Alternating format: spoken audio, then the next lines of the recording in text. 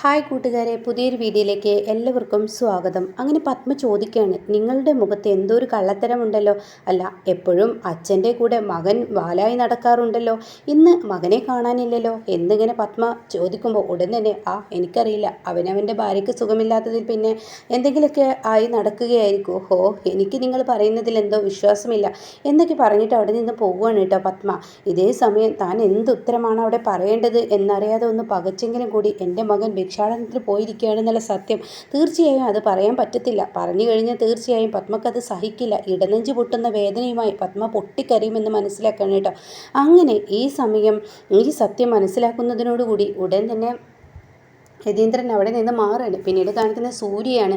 അങ്ങനെ സൂര്യ വീണ്ടും ഭിക്ഷാടനത്തിൽ ഇരുന്നിരിക്കുകയാണല്ലോ. സൂര്യ ഓരോരുത്തർ, അമ്മേ എനിക്ക് എന്തെങ്കിലും തായോ, തനിക്ക് 1 രൂപ കിട്ടിയപ്പോൾ സന്തോഷമായി, അങ്ങനെ ഓരോരുത്തർ പോകുമ്പോഴും ചോദിച്ചു നോക്കും. പക്ഷെ ആരും തന്നെ കൊടുക്കുന്നില്ല. തൻ്റെ അപ്പുറം ഇപ്പുറം ഇരിക്കുന്നവർക്കൊക്കെ 5ഉം 10ഉം ഒക്കെ ആയി ഇട്ട് കൊടുക്കുന്നു. സൂര്യക്ക് ചിലവർ 1 രൂപയൊക്കെ ഇട്ട് കൊടുക്കുന്നത്. അങ്ങനെ തനിക്ക് മാത്രം തരാതെ മറ്റുള്ളവർക്കൊക്കെ കൊടുക്കുന്നത് കാണുമ്പോൾ സൂര്യക്ക് വല്ലാത്തൊരു വിഷമം തോന്നുകയാണ്. അപ്പോൾ സൂര്യ താൻ ഇങ്ങനെ ചിന്തിക്കുകയാണ്. അപ്പോൾ എന്താ ചിന്തിക്കുന്നതെന്ന് വിവേക് ചോദിക്കുകയാണ്. ആ സമയം സൂര്യ പറയാണ്, എനിക്ക് മാത്രം ആരും ക്യാഷ് തരുന്നില്ലല്ലോ, ബാക്കി എല്ലാവർക്കും കൊടുക്കുന്നുണ്ട്, എന്തുകൊണ്ടാണ് എനിക്കാരും തരാത്തത്? അത് കേട്ട ഉടനെ തന്നെ വിവേക് പറയാണ്, ഞാൻ തന്നോട്ടെ, നീ തന്നാൽ അത് ഭിക്ഷാടനമാവില്ലല്ലോ, അത് നന്നായിട്ട് ദൈവത്തിന് അറിയാലോ.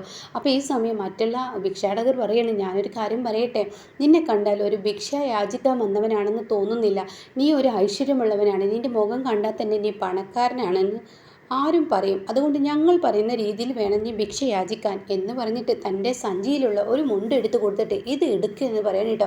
ഇത് എടുക്കുക എന്ന് പറഞ്ഞു കൊടുത്താൽ അയ്യോ ഇത് എന്തൊരു സ്മെല്ലാണ് എന്ന് പറഞ്ഞിട്ട് സൂര്യ ഒന്ന് പെട്ടെന്ന് ഇതാവുന്നുണ്ട്. അങ്ങനെ അത് തട്ടി വിവേകിൻ്റെ കയ്യിലോട്ട് പോകുന്നു. അയ്യോ ഇതെന്തോ ഒരു സ്മെല്ലാണ്. അപ്പോൾ അയാൾ പറയുന്നത്, ഈ ഒരു തുണി കൊണ്ടും ഈ ഒരു വേഷം കൊണ്ടും ഞാൻ ഏകദേശം 10-30,000 രൂപ സമ്പാദിച്ചിട്ടുണ്ട്. എന്താ ഈ പറയുന്നത്? അതെ, 30,000 രൂപ സമ്പാദിച്ചിട്ടുണ്ട്.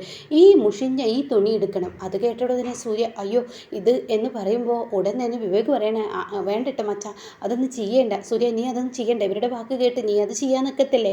അപ്പോൾ തന്നെ ഉടൻ തന്നെ സൂര്യ മിണ്ടാതിരിക്കും, വിവേക് ഞാനൊന്ന് ചെയ്യട്ടെ, അങ്ങനെ നിങ്ങൾ ഇത് പോയി മാറിയിട്ട് വാ എന്ന് പറയുമ്പോൾ ഉടനെ സൂര്യ വാ കാറിലോട്ട് പോവാം. അപ്പോൾ ആ ഭിക്ഷാടകൻ പറയാണ്, അത് വേണ്ട, നിങ്ങൾ പോകണ്ട, കാറിലോട്ട് പോയി കഴിഞ്ഞാൽ മറ്റുള്ളവർ ശ്രദ്ധിക്കും, നിങ്ങൾ ഈ സൈഡിൽ വന്ന് മാറ്റൂ എന്ന് പറയണം. അങ്ങനെ അയാൾ ഒരു സൈഡിലോട്ട് കൊണ്ടുപോകുന്നുണ്ട്. അങ്ങനെ സൂര്യ അവിടെ നിന്ന് തുണി മാറ്റുകയാണ് കേട്ടോ. പിന്നീട് നിൻ്റെ ടീഷർട്ടൊന്നും ഊരിയേ, അതെന്തിനാ? അതെ, ഈ വെള്ള വസ്ത്രത്തിലൊന്നും ഇരുന്ന് കഴിഞ്ഞാൽ നിന്നെ ആരും നോക്കത്തില്ല, അപ്പം നീ ഒരു ഭിക്ഷയെ യാചിക്കുന്നവനാണ്, നീ ഒരു ഭിക്ഷാടകനാണെന്നുള്ളത് തെളിയിക്കണ്ടേ, അതിന് ഞാൻ കാണിച്ചു തരാമെന്ന് പറഞ്ഞിട്ട് ആ ടീഷർട്ട് വാങ്ങിയിട്ട് അവിടെ തറ അങ്ങ് തുടക്കുകയാണ് കേട്ടോ. ഇത് കാണുന്നതിനോട് കൂടി സൂര്യ നിങ്ങൾ എന്താ ചെയ്യുന്നത്? അതൊക്കെയുണ്ട്. അപ്പോൾ സൂര്യയോട് വിവേക് പറയും, ഇയാൾ എന്തൊക്കെയാണ് ഈ ചെയ്ത് കൂട്ടുന്നത്, നോക്കാം എന്നും പറഞ്ഞിട്ട് ഇങ്ങനെ നോക്കി നിൽക്കുകയാണ്. അങ്ങനെ തറ മൊത്തം തുടക്കുമ്പോൾ ആ ടീഷർട്ടിൽ മൊത്തം ചളിയാവാണ് കേട്ടോ.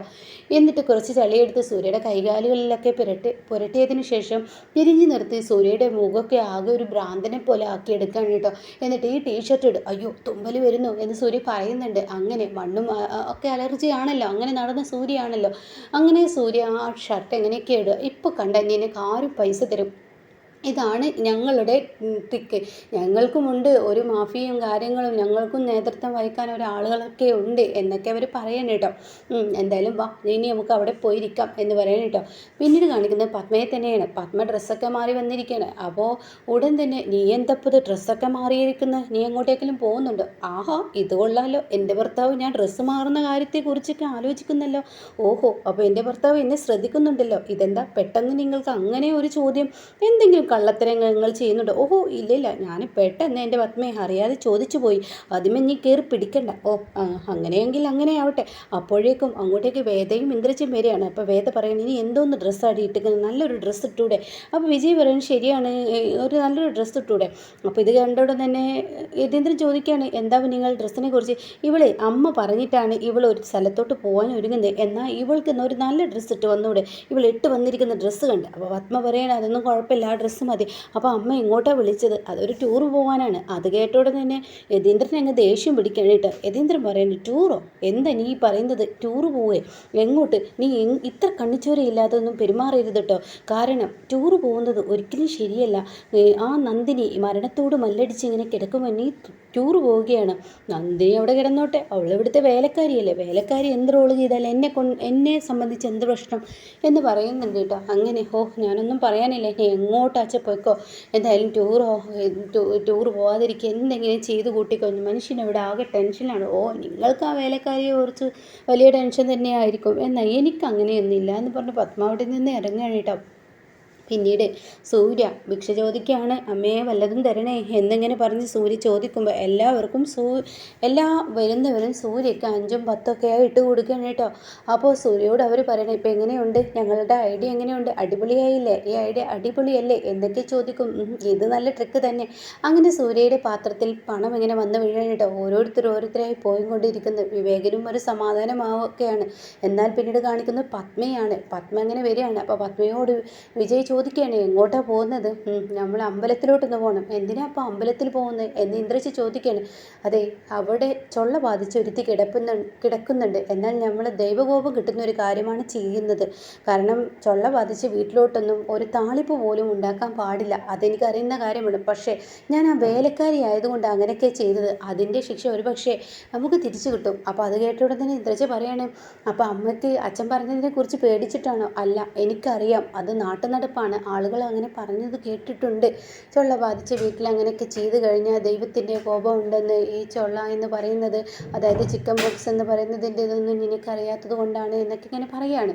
ഈ സമയം അമ്മക്ക് പേടി വരുന്നു. അമ്മക്ക് പേടിച്ചിട്ടല്ല, ദൈവത്തിനെ നമ്മൾ പേടിക്കണം. ദൈവത്തിന് പറ്റാത്തൊരു കാര്യമാണ് നമ്മൾ ചെയ്തിരിക്കുന്നത്. അപ്പോൾ അതുകൊണ്ട് നിങ്ങളെല്ലാവരും അവിടെ ചെന്ന് മാപ്പ് പറഞ്ഞൊന്ന് തൊഴണം എന്ന് പറഞ്ഞിട്ട് ഇവർ അമ്പലത്തിൽ ചെല്ലുകയാണ് കേട്ടോ. ഇതേ സമയം സൂര്യ ഭിക്ഷ യാചിച്ചും കൊണ്ടിരിക്കുകയാണ്. അപ്പോൾ ഉടൻ തന്നെ ആരതി വിളിക്കുന്നുണ്ട്, എന്താ സൂര്യയുടെ വിവരം എന്ന് ചോദിച്ചിട്ട്. അപ്പോൾ ആരതി ഉടൻ തന്നെ വിവേക് പറയുകയാണ്, വല്ലാത്തൊരു കഷ്ടം, എൻ്റെ സൂര്യ ഈ അവസ്ഥയിൽ ഇരിക്കുന്നത് കാണുമ്പോൾ എൻ്റെ ഇടനെഞ്ഞ് പൊട്ടുകയാണ്. അവന് 1 രൂപക്കും 5 രൂപക്കൊക്കെ കൈ നീട്ടുന്നത് കാണുമ്പോൾ എനിക്ക് സങ്കടം സഹിക്കുന്നില്ല. അല്ല, നന്ദിനിക്ക് എങ്ങനെയുണ്ട്? നന്ദിനിക്കൊന്നും തന്നെ ആയിട്ടില്ല. ഇവിടെയുള്ളവർ, അവിടെ താഴെയുള്ളവർ, അവർ കളിച്ചും രസിച്ചും ടൂറ് പോയിട്ടൊക്കെ ഇരിക്കുകയാണ്. അവർ ടൂറല്ല പോകേണ്ടത്, സ്വന്തം മകൻ അവർ കാരണം ഭിക്ഷ യാചിക്കുന്ന ഈ രംഗം അവരെ കാണിപ്പിക്കുകയാണ് വേണ്ടത്. എന്താ വിവേക് ഈ പറയുന്നത്? അതെ, അവരെ നീ ഇത് അറിയിക്കണം. അതൊന്നും വേണ്ട, ഇവിടെ രവീന്ദ്രൻ സാർ അറിയിക്കാത്ത സ്ഥിതിക്ക് നമ്മൾ ആരെയും അറിയിക്കണ്ട എന്ന് പറയുന്നു കേട്ടോ. എന്തോ ആയിക്കോട്ടെ, വല്ലാത്തൊരു ജന്മങ്ങൾ എന്ന് പറഞ്ഞ് ഫോൺ കട്ട് ചെയ്ത് സൂര്യയുടെ അടുത്തോട്ട് ചെല്ലാണ്. ആ സമയം പെട്ടെന്ന് വിജയ് തിരിഞ്ഞു നോക്കുമ്പോൾ കാണുന്ന കാഴ്ച പത്മ കാറിൽ നിന്ന് ഇറങ്ങി വരുന്ന കേട്ടോ. എന്നിട്ട് പത്മ പറയുകയാണ്, വിജയോട് പറയണേ, വിജയ് നീ ഒരു കാര്യം ചെയ്യ്, അവിടെ പോയിട്ട് പൂജക്കുള്ള ആ സാധനങ്ങളൊക്കെ വാങ്ങി വാ. അതാണ് കേട്ടോ വിവേക് കാണുന്നത്. വിവേക് സൂര്യ അങ്ങോട്ട് നോക്കാം. സൂര്യ പറയണേ, ഈ വഴി വരാതെ നീ പിരിച്ചു വിടുകയെന്ന് പറയണേ. അങ്ങനെ പെട്ടെന്ന് പത്മയുടെ അടുത്തോട്ട് ചെല്ലണം. അപ്പോൾ പത്മ ചോദിക്കുക, എന്താ വിവേക് നീ ഇവിടെ? അത് പിന്നെ ഞാൻ, അപ്പം നിനക്ക് അല്ല ആൻറ്റി എന്താ ഇവിടെ? ആൻറ്റിക്ക് ഓഫീസില്ലേ? ഞാൻ നിന്നോട് ചോദിക്കേണ്ട ചോദ്യമാണ്, നിനക്കെന്താ ഓഫീസില്ലേ?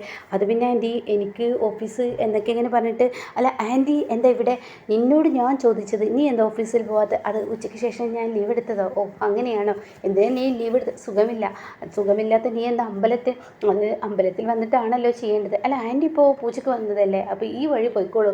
അവിടെ കുറേയധികം കുട്ടികൾ പണക്കാരെ കണ്ടാൽ ദേഹത്തോട്ട് ചാടുന്നുണ്ട്, ആ വഴി പോകണ്ട, ഈ വഴി പോയിക്കോളൂ. അത് കേട്ടോടുന്നുണ്ട്. എന്താ ആ വഴി പോയ കുഴപ്പം എന്ന് ഇന്ദ്രജി ചോദിക്കാൻ. ഞാൻ പറഞ്ഞല്ലോ, കുരങ്ങന്മാർ പണക്കാരെ കണ്ടാൽ ചാടുമെന്ന്. അപ്പോൾ പണക്കാരെ കുരങ്ങന്മാർക്ക് എങ്ങനെ മനസ്സിലാക്കും? അപ്പോൾ വിവേകിൻ്റെ അടുത്തോട്ട് വിജയ് വരികയാണ്. ചില കുരങ്ങന്മാർക്ക് പണക്കാരും അതുപോലെ പാവപ്പെട്ടവനൊക്കെ മനസ്സിലാക്കാൻ ചില കുരങ്ങന്മാർക്ക് കഴിയുന്ന കുറച്ച് എന്നെ ഇവിടെ ഇരിക്കുന്നുണ്ട്. ഇനിയിപ്പോൾ എന്തായാലും അങ്ങനെയൊക്കെ അല്ലേ. അപ്പോഴേക്കും പത്മ പറയണേ, ഇവൻ്റെ വാക്കുകൾ നമ്മൾ തള്ളിക്കളയാം, നമുക്ക് ഈ വഴി തന്നെ പോവാം എന്ന് പറഞ്ഞിട്ട് അവർ പോവാൻ ഒരുങ്ങുമ്പോഴാണ് കേട്ടോ സൂര്യ ഭിക്ഷയ്ക്കിരിക്കുന്നത്, വേദ കാണുന്നത്. അമ്മേ അങ്ങ് നോക്ക്, നമ്മുടെ സൂര്യ ഇരിക്കുന്നത് കണ്ടോ എന്ന് പറഞ്ഞിട്ട് കാണിച്ചു കൊടുക്കണം കേട്ടോ. ഇത് കാണുന്ന പത്മ ഇടനെഞ്ച് പൊട്ടിക്കരയുന്ന ആ ഒരു സീനാണ് കേട്ടോ ഇനി നെക്സ്റ്റ് വരാനിരിക്കുന്നത്. പക്ഷേ ഇതിലും അപ്പുറം ഇനി പത്മയ്ക്ക് തിരിച്ചടി അവിടെ വെച്ച് കിട്ടാൻ പോവുകയാണ് കേട്ടോ.